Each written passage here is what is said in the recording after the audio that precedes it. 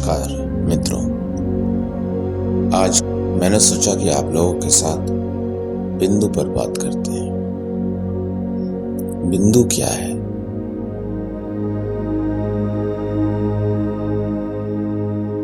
यह विज्ञान में, भूगोल में, भौतिकी में बहुत ही बड़े कौतूहल का विषय है। बिंदु एक ऐसा स्थान है जिस पर टिकने की बहुत समय से, बहुत बड़े कालखंड से ऋषियों ने, मुनियों ने, योगियों ने, वैज्ञानिकों ने चेष्टा की है।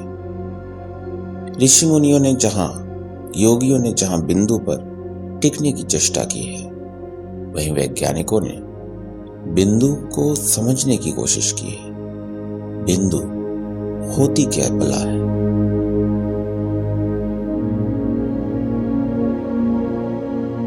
तो ऐसे ही कौतूहल के साथ योगी जन बिंदु नहीं पहुंचे।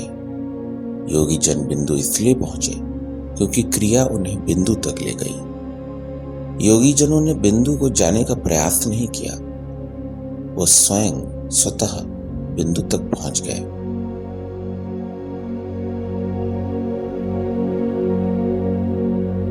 एक पुरानी कहावत है, अगर हम अपने जीवन में किसी चीज को लक्ष्य बनाकर चलते हैं तो ज्यादातर बार वो लक्ष्य प्राप्त नहीं होता है, लेकिन ऐसी कई चीजें प्राप्त हो जाती है रास्ते में, सफर में, जिन्हें हम लक्ष्य नहीं बनाते हैं। कहने का तात्पर्य यह है कि अगर हम कोई लक्ष्य ही न रखें, सिर्फ क्रियावान बन जाए, जो स्वतः हो रहा है उसे होने दे, तो हमारी चेतना स्वयं कहीं न कहीं तो पहुंचेगी ही। जिस स्थान में पहुंचती है उसे ही बिंदु कहते हैं।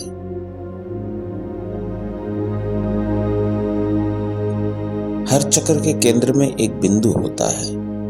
यहां तक कि कुंडलिनी नामक जो ऊर्जा है, उसके भी केंद्र में बिंदु ही है। शिवत्व में भी बिंदु होता है। हर जगह बिंदु है। अनाहत में भी, हृदय में भी बिंदु होता है। बिंदु बहुत महत्वपूर्ण स्थान है। बिंदु पर टिककर योगी को अपनी चेतना के बल पर सिर्फ टिकना ही नहीं होता है, वहां से उसे अपने इष्ट की आराधना भी करनी पड़ती है।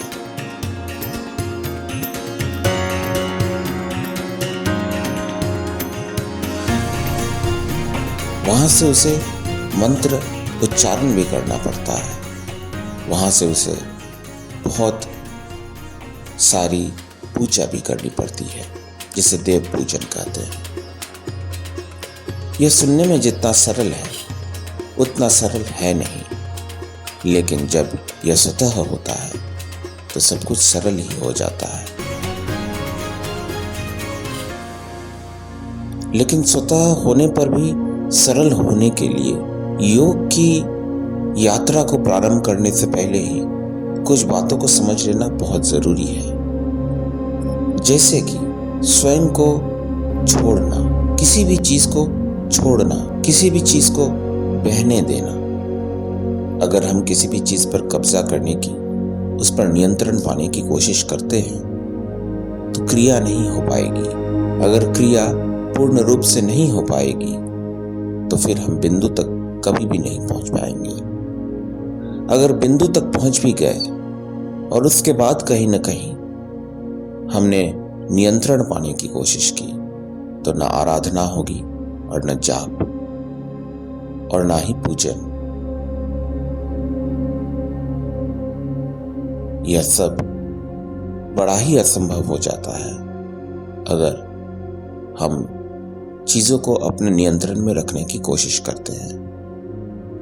योग नियंत्रण का विषय नहीं है, पर हाँ, योग तारतम्य के बारे में जरूर बात करता है। तारतम्य बहुत जरूरी है। सब कुछ तारतम्य में होना चाहिए। ऐसे तो कहा जाता है कि कुछ भी अनियंत्रित नहीं होना चाहिए, सब कुछ नियंत्रण में होना चाहिए। ये जो संसार, जो सृष्टि हम अपने चारों ओर देख रहे हैं, जिस सौर मंडल में हम निवास कर रहे हैं, उसमें सब कुछ एक नियंत्रण में है। उसी तरह से हमारे शरीर के अंदर भी सब कुछ एक नियंत्रण में है। इसलिए हम हर रोज समय पे सोते हैं, समय पे उठते हैं, समय पे अपने कर्मों का संपादन करते हैं। परंतु जब हम योग की यात्रा को प्रारंभ करते हैं, जब हम क्रिया की यात्रा को प्रारंभ करते हैं, जब हम क्रिया को जगाते हैं, जब हम कुल देवी को जगाते हैं, जब क्रिया प्रारंभ होती है तो यह एक भंवर के समान होती है। यह घूमती है और धीरे धीरे इसकी गति बढ़ती जाती है। इसकी गति तब तक बढ़ती रहती है जब तक कि अंदर की सारी ऊर्जा थक न जाए। जब ऊर्जा थकने लगती है तो ये बड़ी ही चालाकी से अपनी गति को धीमे कर लेती है। इतना धीमे कि गति ही समाप्त हो जाती है। हमें ऐसा लगता है कि हम गति शून्य हो चुके हैं। अगर उस वक्त हमें किसी मशीन से, किसी यंत्र से नापा जाए तो हमारे अंदर की जो गति थी, जो कंपन था, वो लगभग शून्य के नजदीक है, पर शून्य नहीं है। परंतु कुछ ही देर में फिर से गति पकड़ने लगती है। धीरे धीरे गति पकड़ती है और गति बढ़ते जाती है। और उसके बाद फिर से जब ऊर्जा थकने लगती है तो गति धीमी होने लगती है, घटने लगती है। ऐसा होते रहता है।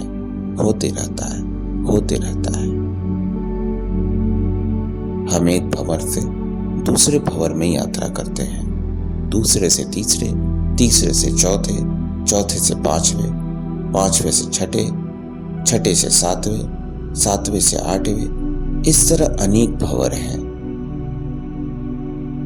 100 से ज्यादा भंवर हैं।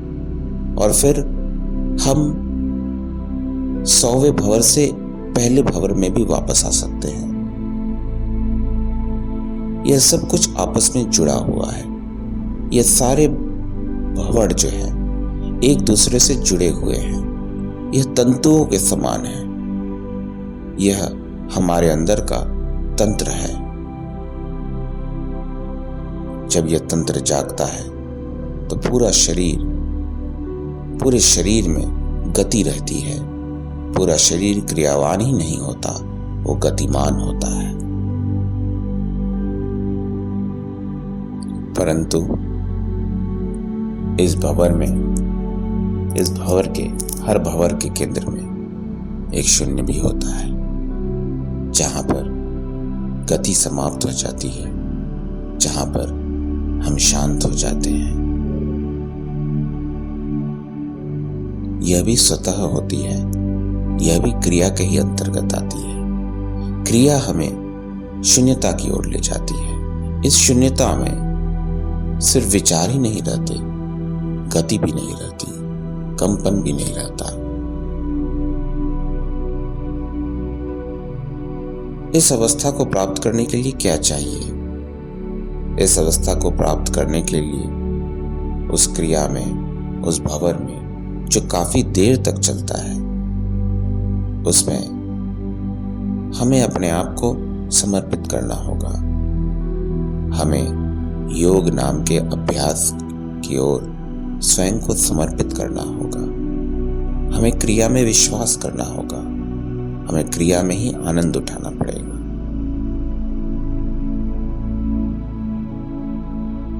हमें क्रियावान बनना पड़ेगा। हमें क्रियामान बनना पड़ेगा।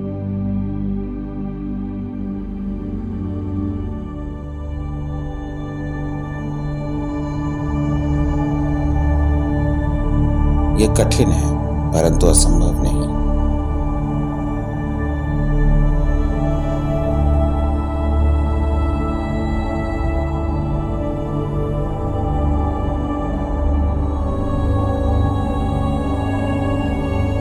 इसीलिए मैं कहता हूं कि इस यात्रा में निकलने से पहले ही कुछ बातें स्पष्ट हो जानी चाहिए, जिसे हमें अपने आप को बतानी है। जिसका संकल्प हमें स्वयं अपने अंदर करना है, और ये संकल्प दृढ़ संकल्प होना चाहिए,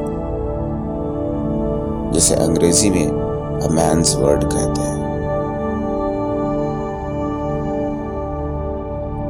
ये वर्ड, ये शब्द, ये वचन, ये आपको किसी और को नहीं देने हैं, स्वयं को देने हैं, स्वयं के कल्याण के लिए देने हैं, स्वयं हेतु देने हैं कि मैं स्वयं को, अपने आप को समर्पित करता हूं। मैं स्वयं को स्वयं के प्रति समर्पित करता हूं। मैं स्वयं को स्व और अहं के प्रति समर्पित करता हूं। यह बहुत आवश्यक है। कृष्ण ने इसी विज्ञान की एक छोटी सी व्याख्या अर्जुन को दी। वो पूर्ण रूप से विस्तार से इस बात को नहीं बता सके, या यूं कहे कि उनके बताने का तरीका अलग था, क्योंकि अर्जुन कोई वैज्ञानिक नहीं थे और ना ही अर्जुन ने भौतिकी शास्त्र का अध्ययन किया था। अर्जुन एक योद्धा थे। अर्जुन लाठी चला सकते थे, तलवार चला सकते थे, तीर धनुष चला सकते थे, मल्ल युद्ध कर सकते थे, मुष्टिक युद्ध कर सकते थे, भाला चला सकते थे, तोमर चला सकते थे, बर्छा चला सकते थे, ढाल से अपनी रक्षा कर सकते थे, अपने रथ को भी संभाल सकते थे। घोड़ों को चलाना, घोड़ों पर लगाम लगाना भी अर्जुन को आता था, परंतु अर्जुन कोई वैज्ञानिक नहीं थे। अर्जुन भौतिकी शास्त्र के शिक्षक तो क्या, उसके छात्र भी नहीं रहे थे। तो इसलिए कृष्ण ने अर्जुन को संक्षेप में जो बात उन्हें समझ आए उस तरीके से उन्हें बताया, जिसे आज हम श्रीमद् भागवत गीता के रूप में जानते हैं।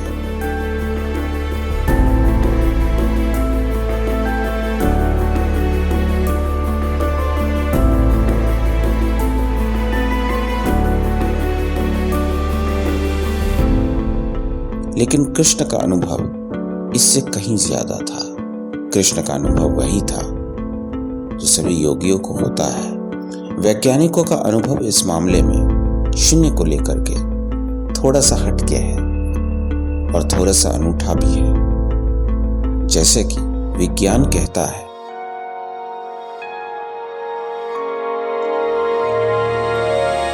विज्ञान यह कहता है कि हर कंपन के केंद्र में एक बिंदु होती है, क्योंकि बिंदु जो होती है, जब कंपन होता है उस वक्त एक पिन होती है ना, एक पिन का प्रयोग किया जाता है और उस पिन को रख दिया जाता है एक मशीन पे, एक यंत्र पे, और यंत्र में एक वेव लेंथ चलाया जाता है, जिसे वाइब्रेशन कहते हैं, कांपना भी कह सकते हैं।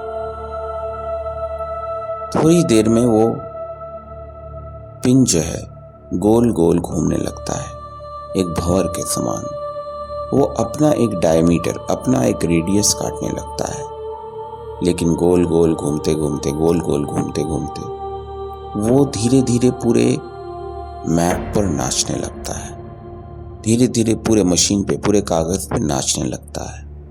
लेकिन समय के साथ वो केंद्र में आता है और वहां नाचने लगता है। यहां पर उसकी नाच सबसे जबरदस्त होती है। भौतिक वैज्ञानिकों ने इस बात से यह कंक्लूजन निकाला, हर परमाणु के अंदर सबसे अधिक शक्ति, एक परमाणु के अंदर सबसे अधिक शक्ति उसके केंद्र में होती है, जो एक बिंदु होती है, एक बिंदु के समान होती है। इसी बिंदु को उन्होंने न्यूक्लियस कहा और इससे निकलने वाली शक्ति को न्यूक्लियर एनर्जी कहा। आज कई सारे देश न्यूक्लियर एनर्जी अथवा परमाणु शक्ति का प्रयोग बम बारूद बनाने के लिए कर रहे हैं, पर हाँ, सब मानते हैं कि इससे अनेकों अथवा सारे कार्य किए जा सकते हैं। कम से कम सारे नहीं तो अनेकों कार्य तो जरूर किए जा सकते हैं। यह परमाणु शक्ति है। इसकी खासियत यही है, यहाँ सबसे ज्यादा शक्ति होती है। तो केंद्र जो है, बिंदु जो है, वो शक्ति का प्रतीक भी है। इसीलिए योग में भी जो चक्रों की व्याख्यान है, उसमें बिंदु का बहुत ज्यादा महत्व है। जब तक योगी शिवत्व को प्राप्त नहीं कर लेता, तब तक उसके अंदर भंवर रहते हैं और उन भंवर के केंद्र में शून्य होते हैं। जब यह स्थिति भी पार हो जाती है, तो शून्य से वो एक अलग दिशा में चला जाता है और उसी दिशा में आगे बढ़ने पर उसे शिवत्व की प्राप्ति होती है। लेकिन यह बहुत लंबी यात्रा है, यह बहुत दूर की बात है। सबसे पहले भंवर में जाना है और भंवर के केंद्र में जाना है। लेकिन केंद्र में जाने के लिए, केंद्र में बने रहने के लिए, केंद्र में टिकने के लिए, हमें बिंदु पर टिकने के लिए हमें बहुत ज्यादा विश्वास की जरूरत है।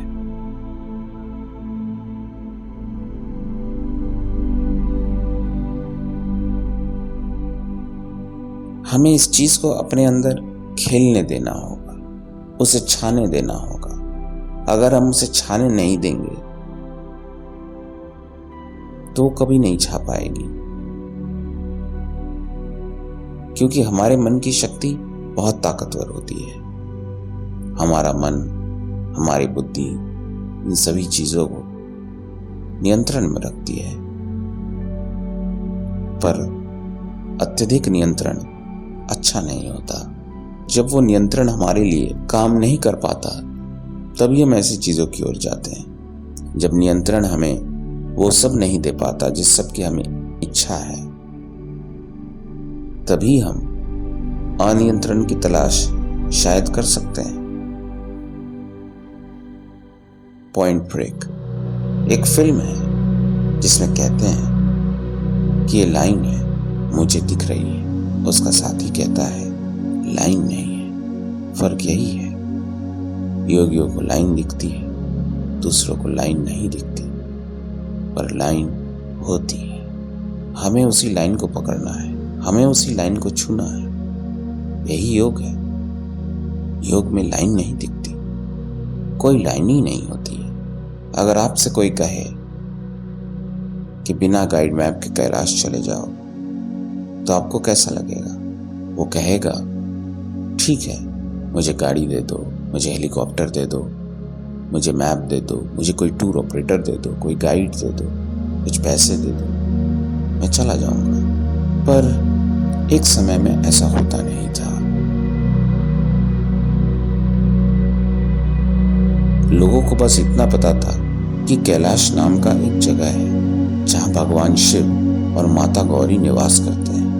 भगवान शिव और माता गौरी के दर्शन के लिए कैलाश पर्वत जाते थे।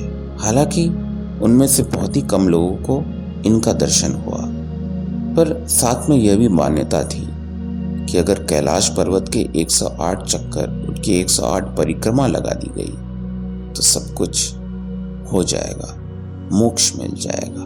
कैलाश पर्वत के 108 परिक्रमाएं लगाना आसान नहीं है, असंभव के बराबर है। परंतु ऐसी बात नहीं है कि किसी ने लगाई नहीं है, बहुतों ने लगाई है।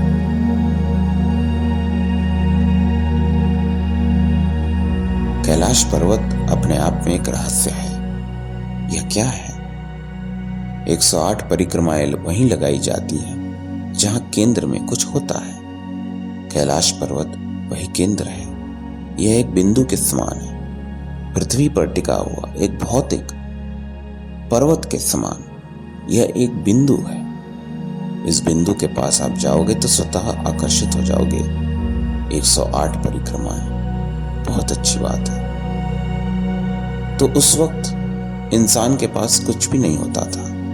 आज से 500 साल पहले लोग बस निकल जाते थे कैलाश यात्रा के लिए, मानस यात्रा के लिए, बिना सोचे समझे बस निकल जाते थे। कुछ पहुंचते थे, लौट नहीं पाते थे। कुछ लोग कहते थे शायद उन्होंने मोक्ष की प्राप्ति कर ली।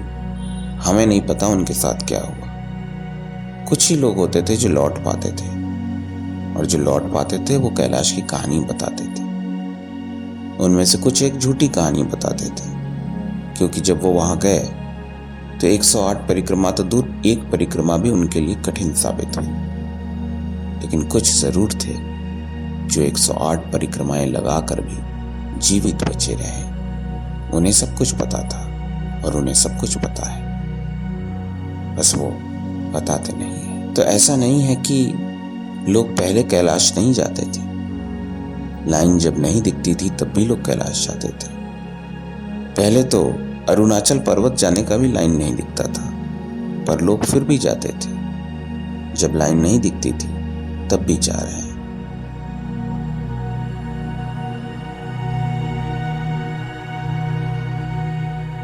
वो विश्वास का लाइन है, वो विश्वास की रेखा है। हमें विश्वास करना होगा और हमें विश्वास के ही आधार पर आगे बढ़ना होगा।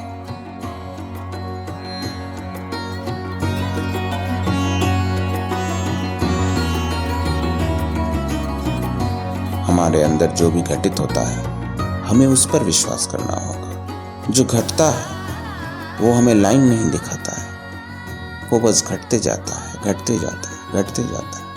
वो कभी भी हमें लाइन नहीं दिखाएगा। जब हम शून्य में पहुंचेंगे तब भी हमें कोई लाइन नहीं दिखाई देगी। जब हम शिवत्व में होंगे तब भी हमें कोई लाइन नहीं दिखाई देगी। लाइन कभी दिखती ही नहीं।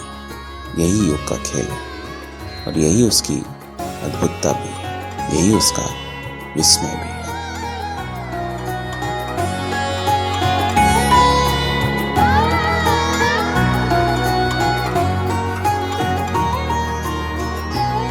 हमारे कर्म क्षेत्र में भी, हमारे जीवन में भी हम बहुत कुछ करना चाहते हैं। नेताजी सुभाष चंद्र बोस के अंदर भी इच्छा थी, गांधी के अंदर भी इच्छा थी, तिलक के अंदर थी, मदन मोहन मालवीय के अंदर थी।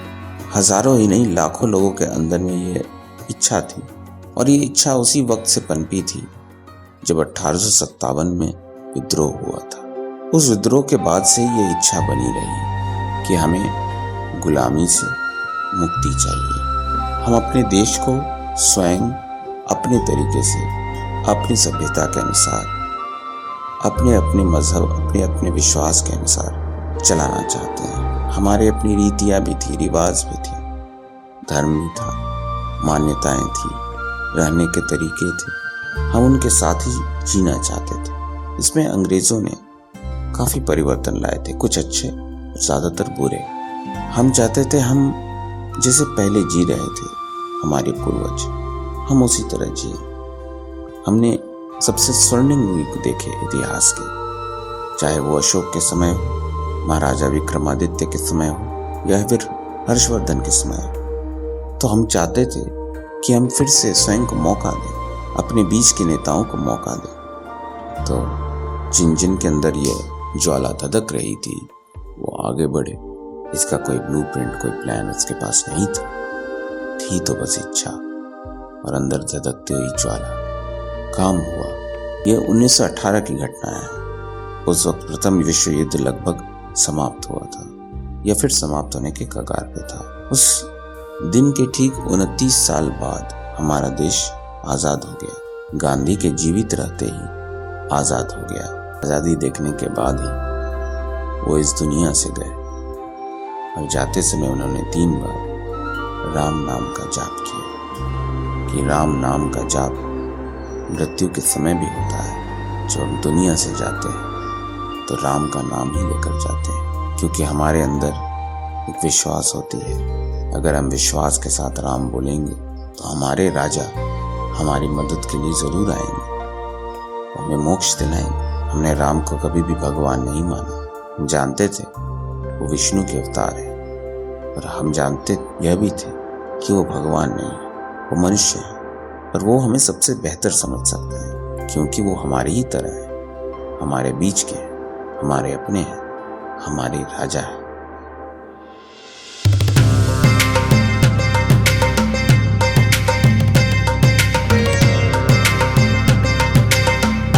इसलिए मरते समय भी हम उन्हें अपनी सबसे बड़ी इच्छा प्रकट करते हैं। जाप तो राम का करते हैं, इच्छा मोक्ष की करते हैं, मुक्ति की। जब हमारा शव ले जाया जाता है तब भी राम का ही नाम लिया जाता है।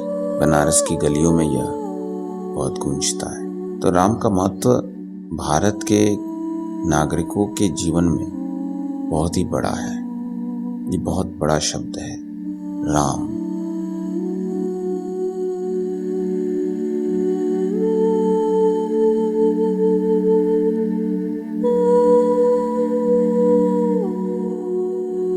राम के साथ जब भी जोड़ा जाता है, लक्ष्मण को भी जोड़ा जाता है, कभी सीता को जोड़ा जाता है, कभी कभी कृष्ण को भी जोड़ दिया जाता है। राम कृष्ण, इस नाम का एक बहुत बड़ा संत भी हुआ था बंगाल में। उसके एक शिष्य ने भारत का सर गर्व से ऊंचा कर दिया था। नाम था विवेकानंद। पर हम उनकी कहानी में आज नहीं जाएंगे। हम आज बात कर रहे हैं राम की, कृष्ण की, शून्य की, शिवत्व की। तो तिब्बत के कई योगियों ने चेष्टा की और आज भी करते हैं कि वो एक उंगली पर खड़े हो जाएं। ऐसे ऐसे आसन वो लगा सकते हैं। उनमें से कुछ ने यह भी कोशिश करते हैं कि हम उंगली के नख पर, यानी नख शिखर पर हम खड़े हो जाएं। उद्देश्य यह होता है कि हम एक बिंदु पर खड़े रहें और सीधा खड़े रहें, और अवश्य उल्टा खड़े रहें। कठिन है परंतु असंभव नहीं। पर ऐसा करने पर जब आप गिरते हो तो आप बहुत बुरी तरीके से गिरते हो, चारों ओर गिरते हो और चक्राकार तरीके से गिरते हो। एक डायमीटर, एक रेडियस काटते हो। विज्ञान में भी यही होता है। जब वाइब्रेशन बंद होता है तो वही पिन जो बीज केंद्र में घूम रही थी बिंदु पे, वो घेरा बनाते हुए, गोल करते हुए गिर जाती है। लेकिन योग में जो स्वतः होता है, जो क्रिया होती है, उसमें बिंदु पे हमें अपने शरीर या किसी पिन को नहीं बैठाना है, क्योंकि इनका भार अधिक होता है। चेतना का कोई भार ही नहीं होता, चेतना का कोई वजन नहीं होता। यह एक वजनहीन चीज है, इन्हें आप महसूस भी नहीं कर सकते। अर्थात भौतिक वही होता है जो पंच महाभूत से बनता है। इसमें पंच महाभूत ही नहीं, उसको आप भौतिक तरीके से नहीं देख सकते। हमारी जो चेतना है, हमारा जो चैतन्य है, जब हम उसका आसन लगाते हैं, हमारी चेतना जब उस बिंदु पर खड़ी हो जाती है, तो वो स्वतः ही, अगर हमारे अंदर कुछ भी कूड़ा कचरा ना हो, अगर हमने अपनी फाउंडेशन बहुत मजबूत रखी है, जिसकी बात मैंने शुरू में ही की थी, तो हम बड़े ही आराम के साथ बैठे रहते हैं, एकदम स्थिर। चेतना जरा भी नहीं हिलती, ना आसन हिलता है, न चेतना है, सब कुछ शांत होता है। यह योग का पहला कदम, इसे करना बहुत जरूरी है। ऐसी शांत अवस्था में बैठने के बाद ही हमें वहां का मंत्र मिलता है और हमें वहां की आराधना मिलती है। ओम नमः शिवाय।